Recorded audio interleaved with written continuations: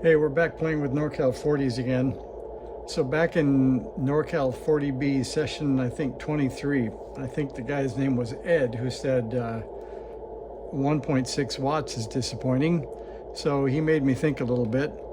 So we're going to measure what we get out of the 40B, and then we're going to measure with the OG next to it here. That's an old dirty NorCal 40A. So I've got us on the correct antenna. We'll go to dummy load. We're on 5 volts per division. We're right on the output jack, and I'll key it. And this is the NorCal 40B. And we have 5, 10, 15, 20, 25, about 25 and a half, maybe 26 if we want to stretch. So let's see what we get. And the patented method would be, let's see, 26 squared divided by 400. That's 1.7 watts. And I think we could play just a little bit with the bandpass tuning on the transmitter, or the TX bandpass, and just see if that's peaked. So we can check that. So something else I found, it is not quite peaked, but something else I found is if you peak that at, for example, the low end of the band, so we'll go 5 more cranks to the left and we'll peak that, and I'll show you something. So I'm peaking it right there. Now watch what happens when I go up in frequency. So it tails off. Not a lot, but some. So then if I peak it again up there,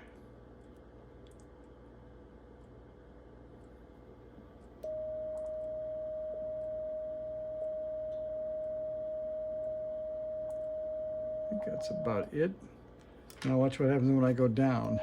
And so the point of all this is it's better to tune that filter in the middle of the band, because then, so you drop off quite a lot if you tune it at the high end and go to the low end.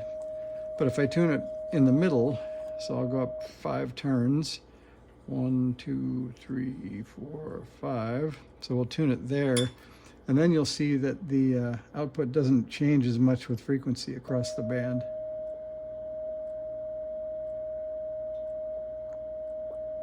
This capacitor's got kind of a tight spot, and then it makes it hard to tune. I'm going to call that the max. Now we'll try from middle to high. You can see it barely changes at all. And now if I go all the way back down to the low end, a bit of a change, but not much. So I think the moral is tune that transmit filter in the middle of the band and you're in pretty good shape. All right, so I think that's the max we get. We can check the drive control. Is all the way up. That's all we get. And I did stretch the turns on the output filter a bit. That helped a tiny bit, but that's pretty much the max. So 5, 10, 15, 20, 25. So that's our 1.7 watts. Now we're going to move to the left to our NorCal 40A. And I'll show you that maybe we have some work to do. Move the probe over.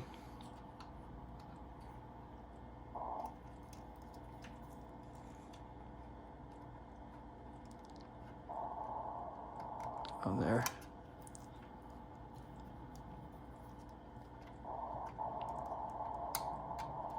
There we go. And we'll ground to the ground on the IF can there. I think we're ready. Let's see, we're on striped lead, we're on the dummy load. We'll try a key. And you can see we have quite a lot more output there. I've been messing with it a little bit and seeing what the max was out of that. So that is 5, 10, 15, 20, 25, 30, 35, 36. I'll give it 37. 36, depends on what you want to stretch or not. So 36 squared, whoops, 36 squared divided by 400 is 3.2 watts. So that's closer to the advertised max of the 40B. So clearly we have something to do to get from our 1.7 to our 3.25 or 3.24. So I haven't got time tonight to investigate, but I think we at least have a project to figure out what's different.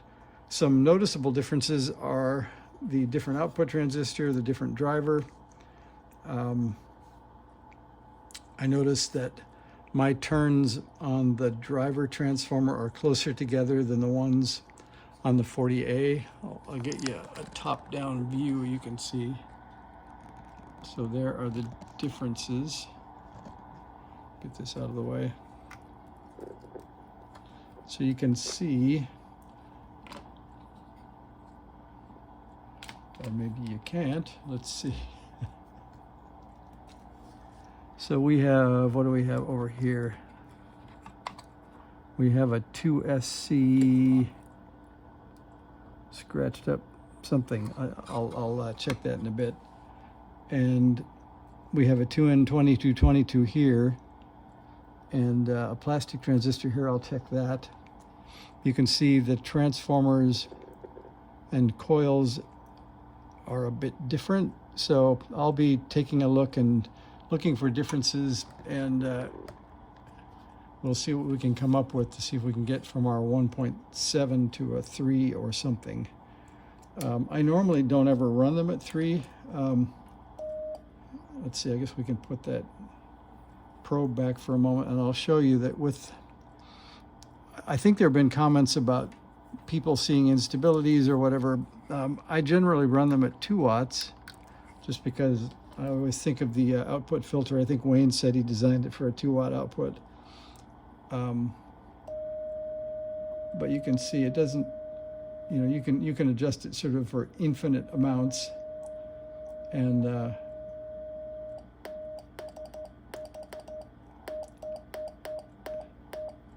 I think that's, I guess that's even more than we had.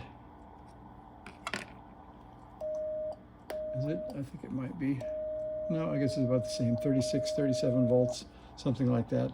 Anyway, I'll probably adjust that back down. I thought I'd give you a look. So I think Ed is right. Maybe we should expect 2 to 3 watts instead of 1 to 1.7.